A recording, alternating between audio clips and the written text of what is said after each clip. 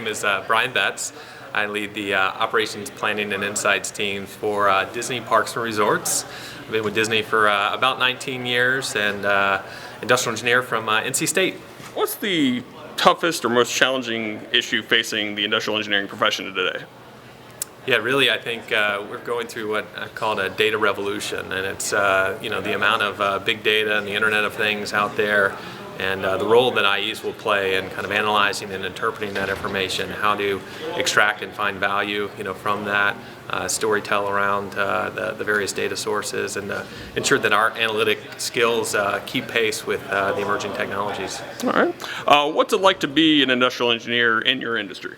Yeah, it's a unique industry, maybe a unique application of industrial engineering, certainly from a service industry standpoint, and then theme parks in particular. But we certainly focus on some of the traditional, i.e., efficiency and optimization and so forth. But our output, I guess, is a little bit different. We're looking at guest happiness or guest smiles, and ensuring that all of our guests have the best experience possible, able to maximize their time when they're on vacation with us. All right. And what would you recommend to young and mid-career industrial engineers to help themselves in advancing their own careers? Yeah, I kind of touched on it a little bit, and it's continue to sharpen your saw in terms of your analytical skills and abilities.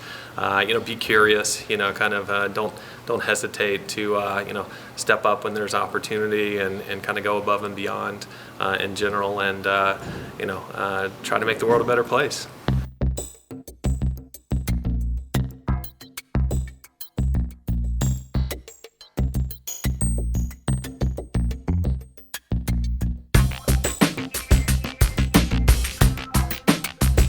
My name is Phil Kaminski. I'm Department Chair at the University of California, Berkeley, in the Department of Industrial Engineering and Operations Research. I think the most pressing issue is to try to understand our role in this world of increasing data. As there's more data, as tools for analyzing the data, for machine learning tools for making predictions based on that data, becoming more and more prevalent, I think we need to figure out exactly what our role is, how these tools affect our profession going forward. What would you recommend to young and mid-career industrial engineers to help themselves in advancing their own careers? So I think my advice is primarily for people in academia, because that's where I've spent most of my career, and my advice is to engage with industry as much as possible. I think that much of our academic research and teaching is driven by and inspired by and becomes better when we engage with industry. And the more that you can do that, the more successful I think your career will be. All right. And tell me more about the Sutarja Center for Entrepreneurship and Technology and your role there. So I'm faculty director of the Sutarja Center for Entrepreneurship and Technology. This is a center at UC Berkeley that focuses on promoting entrepreneurship among our students. So we have a couple of offerings within the center, but by far the biggest involves a series of courses that we use to teach entrepreneurship skills primarily to undergraduates.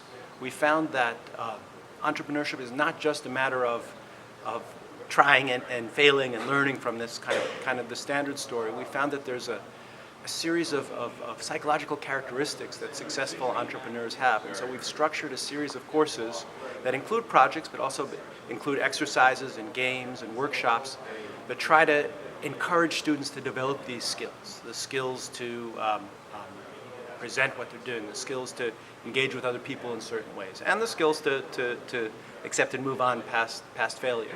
And so this is primarily what we do in the center, is this series of courses. We also bring in international partners so they can learn the kinds of things we're doing. We've also started to expand our scope to teaching these kinds of skills to graduate students. Master's students we've always involved, but even now, increasingly PhD students are interested in learning this set of skills. And this is really kind of at the core of what we do in the center.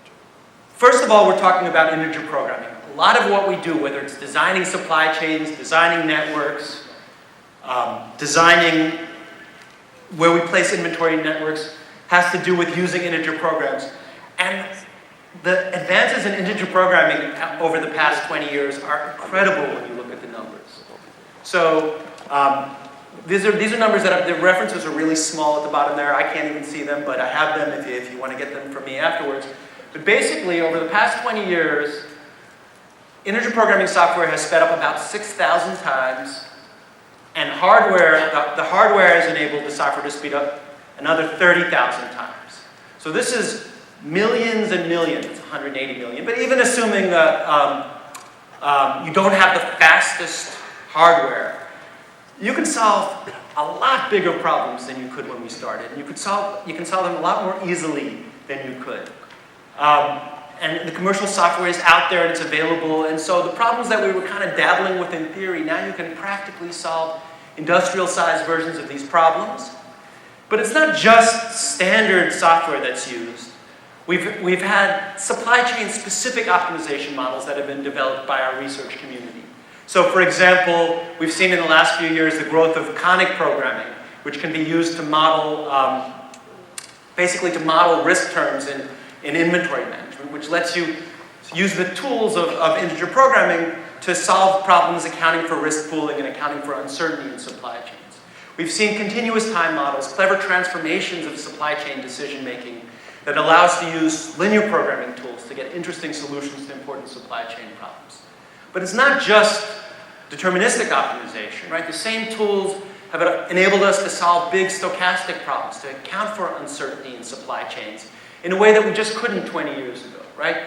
These tools, this speed up in integer programming and linear programming, directly translates to speed ups in stochastic programming, but also additional technology has been invented to make stochastic programming work faster. But it's not just traditional stochastic programming. The kinds of things that we modeled with dynamic programs 20 years ago, but knew that we had no hope of solving because of the curse of dimensionality, now approximate dynamic programming advances allow us to approximately solve these problems to a level that's sufficient to operate supply chains. And we've also had incredible success, I personally have, and I know a lot of you have, using simulation optimization to better solve stochastic problems in supply chains.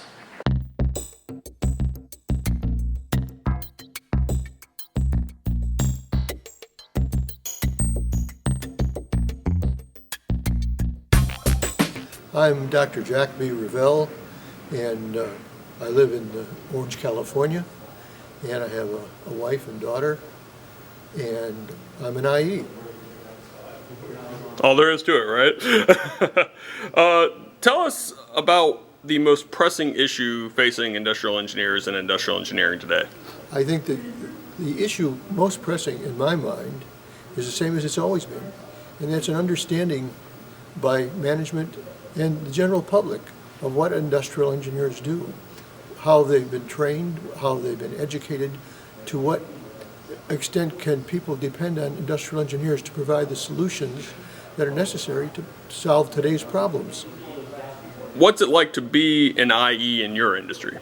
Well, I'm in more than one industry because I've had literally 6 careers. I've been an academic, I've been an author, I've been in general industry, and I've been a consultant, and I make lots of webinars for the American Society for Quality, and I go so many places and do so many things because it keeps me creative, it keeps me interested in what's going on and helping people to recognize situations where they may have a problem and how to go about solving those problems.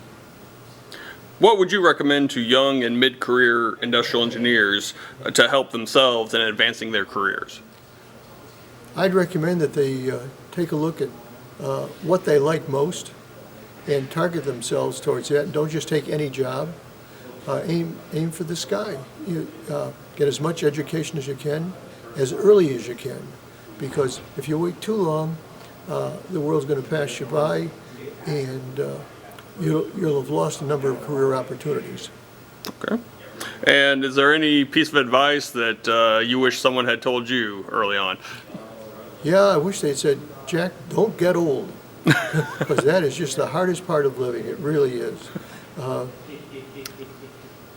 I so enjoy working, helping people, participating, being with the Institute, and recognizing that there's more to life than just the day-to-day, 8 to 5, get up, go to sleep.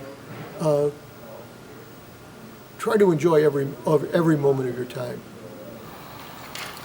Since time doesn't permit us To examine each tool in detail, I'll take just a couple of moments to share with you a few graphic examples of how industrial and quality engineers have used creativity and innovation to improve all of our lives. Then, I'd like to show you how my internal and external clients have applied some of these tools to better satisfy customers as well as to reduce their design and development costs.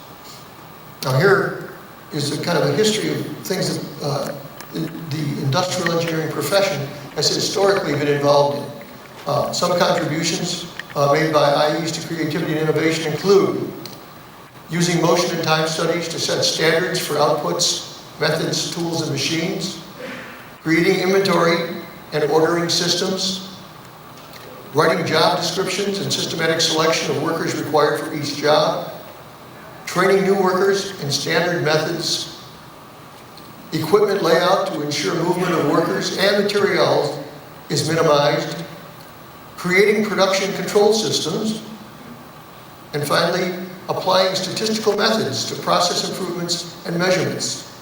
That's just a few of the history of what IEs have contributed to the profession.